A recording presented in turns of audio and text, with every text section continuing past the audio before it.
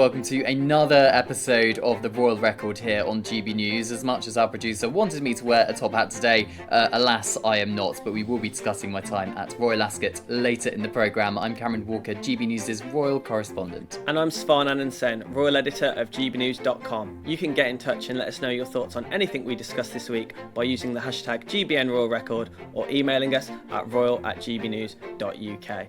Coming up, Princess Beatrice has been spotted cozying up to a Spotify executive despite the company's bitter public split with Meghan and Harry last year. And Prince Andrew was at Windsor Castle this week for Garter Day, but not in the way you'd expect. But first, let's talk about Trooping the Colour. Here we go.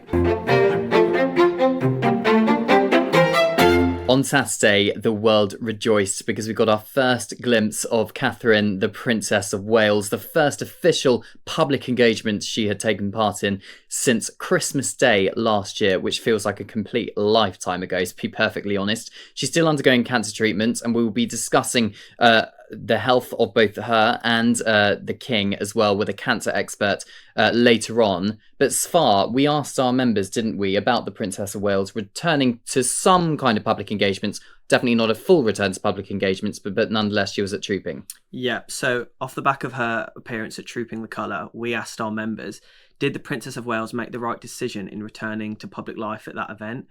165 GB News members voted in the poll, and an overwhelming majority of 92% said yes, Kate did make the right decision. 4% said no, and 2% said they did not know. So an overwhelming majority supported Kate's decision to return to public life. Yeah, I think people were really happy to see her, particularly the balcony appearance. And we all thought that if she was going to turn up, we were discussing last week with India McTaggart of The Telegraph, weren't we, that she may just be on the balcony. But we got the full shebang. We got her riding in the carriage and watching the parade in the Major General's office at Horse Guards Parade. Of course, it was her regiment trooping their colour. But she rode in the parade with her children and her youngest child, Prince Louis. Well, he didn't quite steal the show, but he certainly had his moments, didn't he? Yeah, he had a great time. We saw Louis dancing at points, and also then getting quite a stern telling off from Princess Charlotte.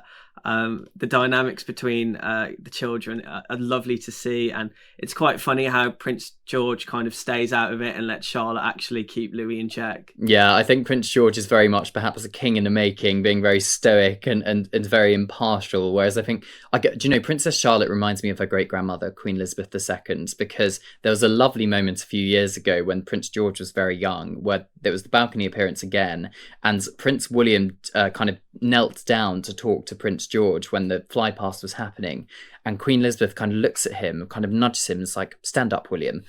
And it was the same kind of dynamic between Princess Charlotte and Prince Louis. During the national anthem, during Trooping the Colour, Prince Louis had his arms on the railing of the balcony, and Princess Charlotte goes, "Put your hands down, Louis." And he goes like that. So I thought it was really, really funny. And also, as you say, you mentioned the dancing, Svar, and Princess Charlotte got a bit annoyed at him there, telling him to watch the parade instead. But as you say, Prince George and even Princess Catherine was just letting him be a 6-year-old boy because he is only 6. Yeah, and we do have to remember that Prince Louis is only 6. It is a lot for a 6-year-old to get through. There was 3 hours of pomp and pageantry for him to observe, and I think he did get a little bit distracted at times. But overall, I think it was just lovely to see Kate with her children. All of them looked very happy and delighted to be with their mother, and it was just full of some really lovely moments. Yeah, and I was covering Trooping on Saturday, and yes, we all got completely drenched because the heavens opened in a biblical fashion at one point. The rain was blowing into the tent, but at least I had a tent, because there's been some poor souls who've been queuing since the previous afternoon on the Friday who were so excited to see the Princess of Wales and indeed the King that they were prepared to get absolutely sopping wet for almost 24 hours before they got a chance to see them. But doesn't that just show the British spirit with the umbrellas and the Union flags and the drenched looks and the drowned rats appearances, just kind of celebrating the monarchy and all that is when it comes to the official birthday? Yeah, and Trooping the Colour is always one of the highlights of the royal calendar, but this year it just felt so special to see Kate and King Charles on the balcony together. They shared a touching moment where you could see them in conversation as the flypast was happening.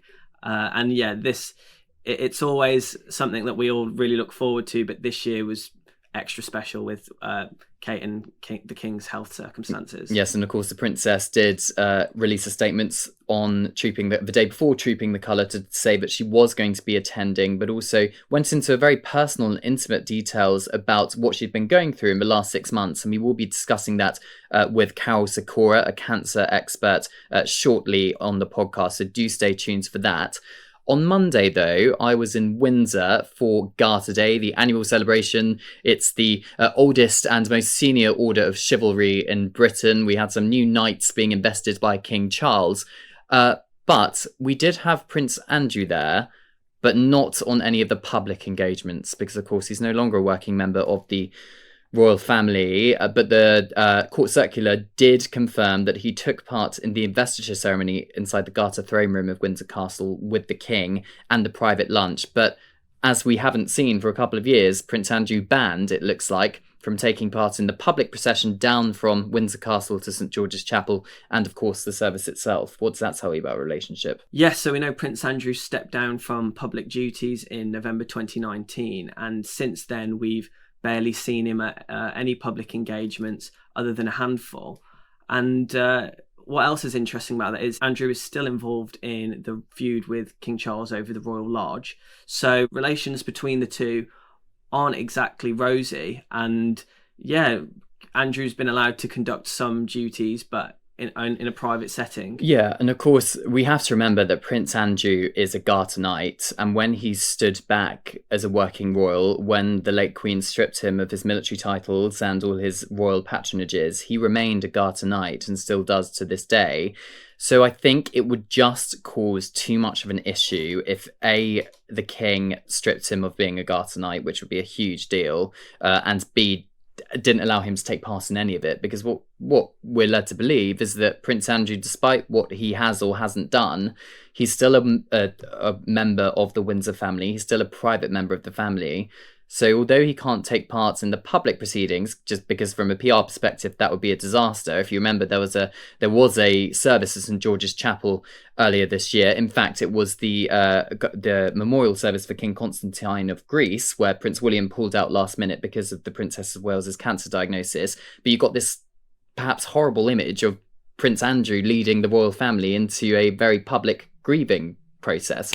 So I think if he appeared at a Garter Day on Monday, it wouldn't have perhaps sat right with the public. But what's stopping him from taking part in the investiture ceremony when, 3 or 4 knights and ladies companions were invested by the king in the throne room, and indeed the private lunch as well? And we love seeing them all in hats and with the feather hats and the dark velvet robes as well. So perhaps watch this space. But of course, as you say, Svar, Royal Lodge not over that feud. Yes, and speaking of Prince Andrew, his daughter Princess Beatrice recently attended a Spotify event at a French festival.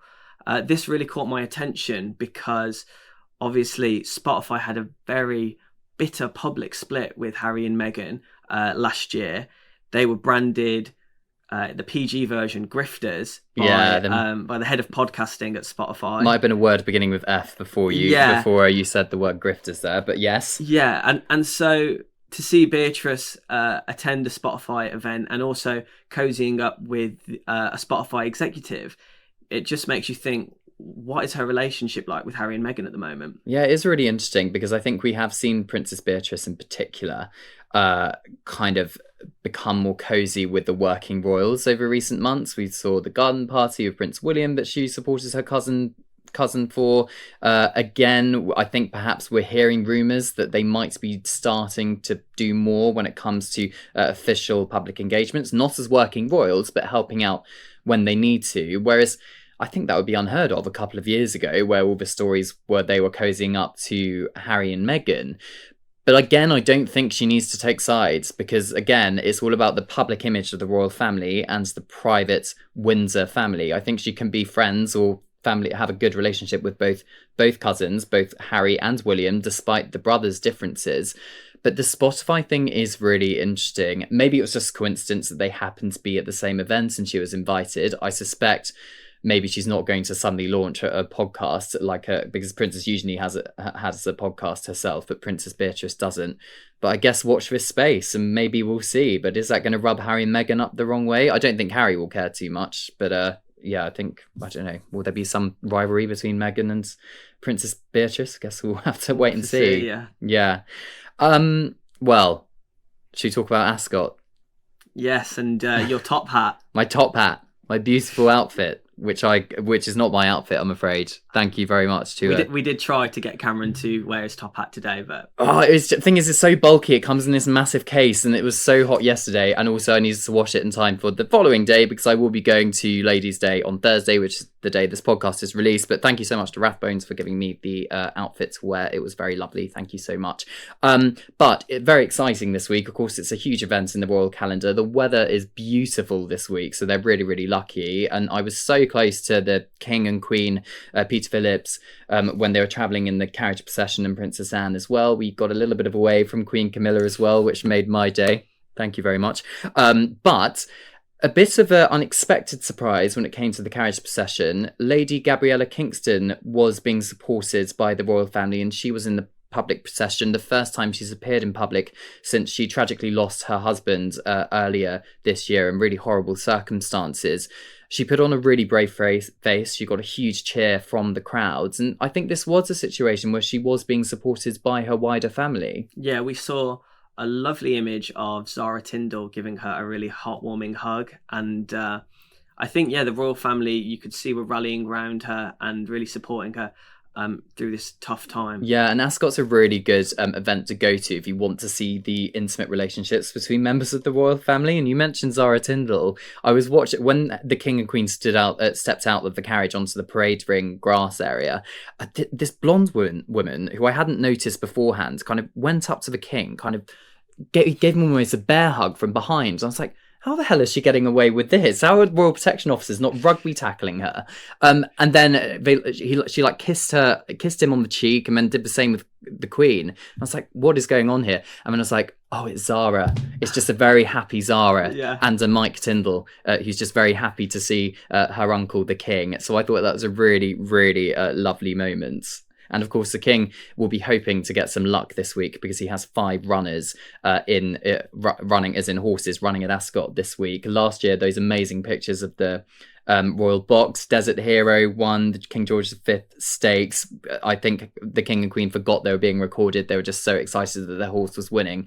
So they're really hoping to do well this year as well. Water is one to watch, apparently, because that's got the same trainer and jockey as Desert Hero did last year. But Svar, as we're recording this in the last few minutes, we've had, which is on my other phone, but I'll try and remember, we've had the carriage list, and we've got the Prince of Wales accompanying even the Queen, not the King. Yeah, I always quite like to see the relationship between William and Camilla and the unity that they show. We saw that over the last few months when Charles had stepped back from public duties, and very much Queen Camilla and William were leading the royal family in unison. And then also on the carriage list is Princess Eugenie and her husband Jack Brooksbank as well. Yeah, we do. And we've got the new Garter Knight, one of the new Garter Knights, Andrew Lloyd Webber, musical composer of Phantom of the Opera and Jesus Christ Superstar, etc. So it's interesting to see one of the new knight companions taking part in the carriage procession as well. And it's always a crowd pleaser seeing members of the royal family up close in the parade ring. But next, as promised, we will be talking to cancer expert Professor Karol Sikora about the King and the Princess of Wales's health. Karol Sikora, welcome to the Royal Record here on GB News.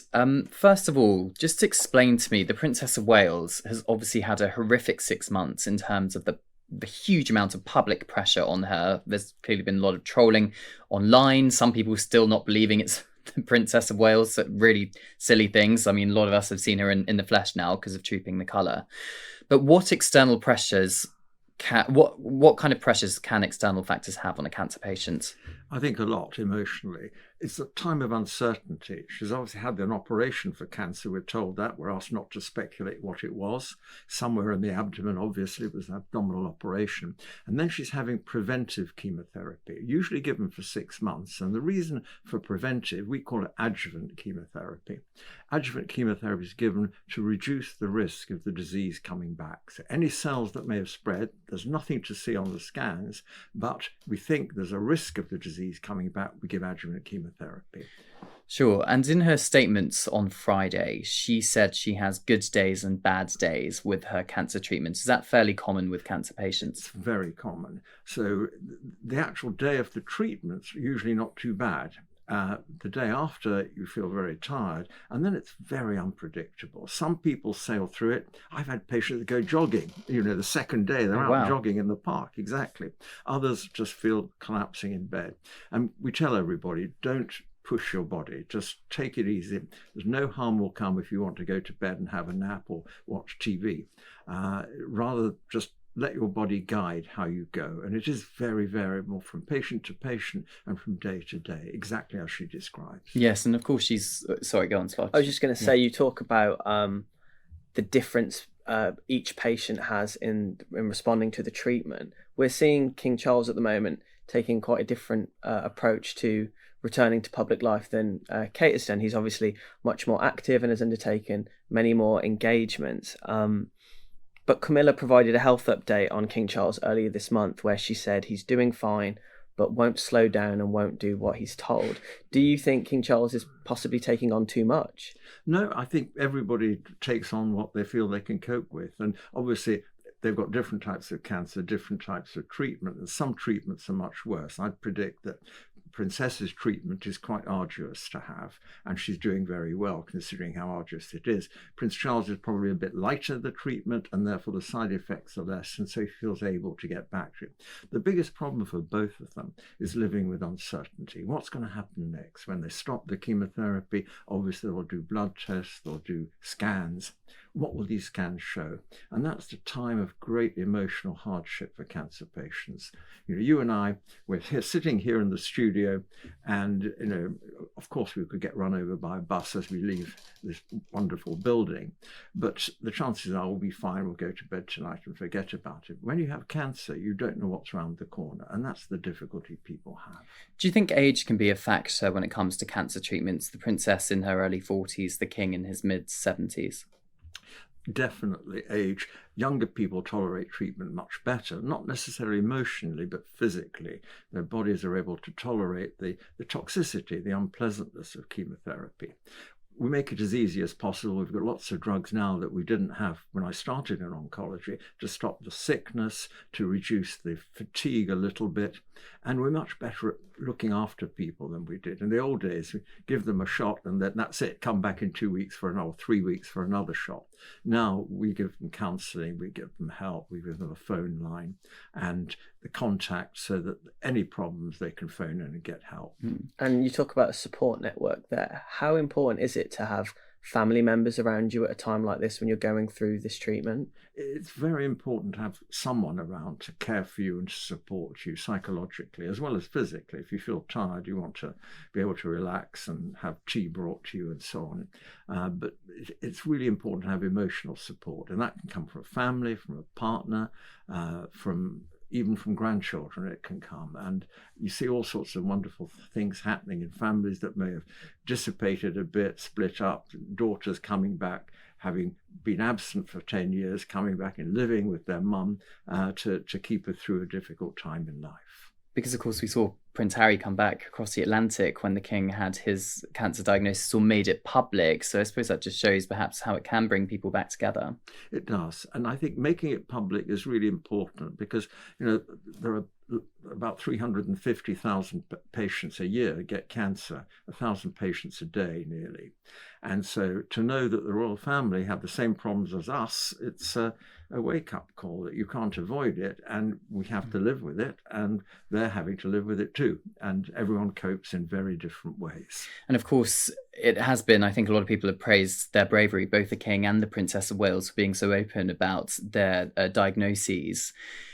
What effects do you think that has had on ordinary people who are diagnosed with cancer every day, who have NHS treatments and have to go through it?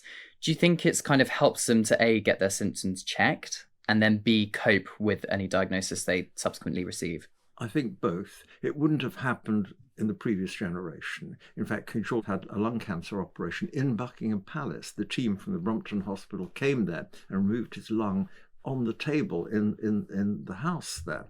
A very unusual circumstance. It was not disclosed that he had cancer to anybody. And Eva Peron, Evita, the same thing. She died of cervical cancer, and it was never disclosed to Argentinian people that she had cancer. It was a word that wasn't used until about 50 years ago. People started using it publicly.